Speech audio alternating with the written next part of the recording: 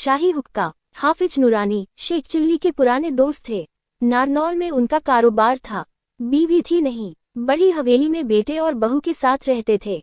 बेटे को दूल्हा बने 7 बरस बीत चुके और बहू की गोद न भरी, तो हाफिज साहब को फिक्र हुई कि या खुदा, खानदान का नाम आगे कैसे चलेगा।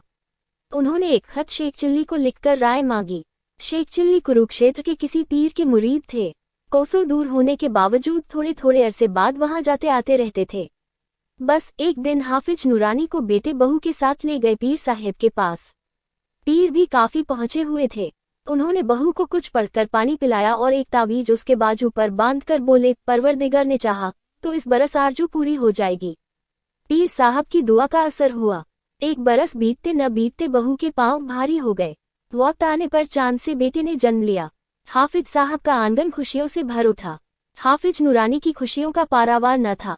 तुरंत जश्न का इंतजाम होने लगा। उसमें शेख चिल्ली को खातौर से बुलाया गया। शेख चिल्ली को दावतनामा मिला तो बड़े खुश हुए। बेगम से बोले, तुरंत चलने की तैयारियां करो।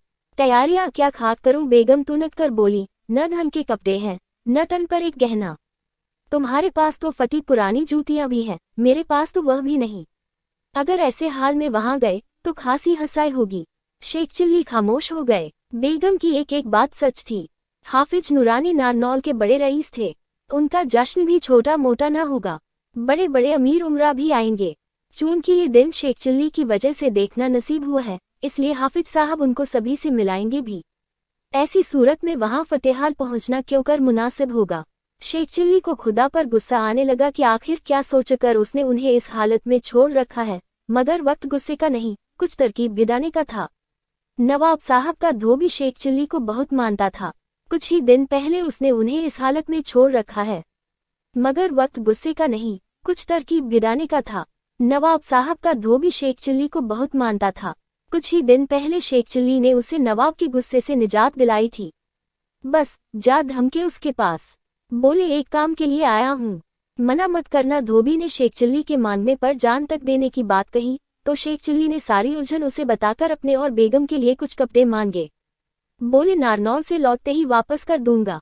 धोबी इस अनोखी मांग से कुछ घबराया तो, मगर वायदा कर चुका था। जी का अदा करके शेख चिल्ली के मनपसंद कपड़े उसे दे दिए। बोला, ये कपड़े नवाब और उनकी भांजी के हैं, सही सलामत वापस कर देना। शेख चिल्ली उन्हें ले घर लौटे। बेगम ने देखे तो बड़ी खुश हुई। फिर बोली, कपड़े तो मिल गए, मगर जूतियों का क्या करोगे? नारनौल पैदल तो जाएंगे नहीं, सवारी का क्या होगा? शेख चिल्ली पहुंचे मोची के यहाँ। बोले, 2 जोड़ी जूतियां चाहिए, एक मेरे लिए एक बेगम के लिए।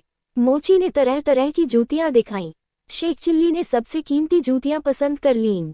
बोले, इन्हें बेगम को और दिखा लाऊं, तब खरीदूंगा। मोची मान गया। शेख चिल्ली जूतियां ले घर सटक गए। अब सवाल रहा सवारी का।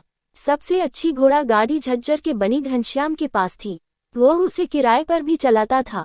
शेख चिल्ली उसके पास पहुंचे।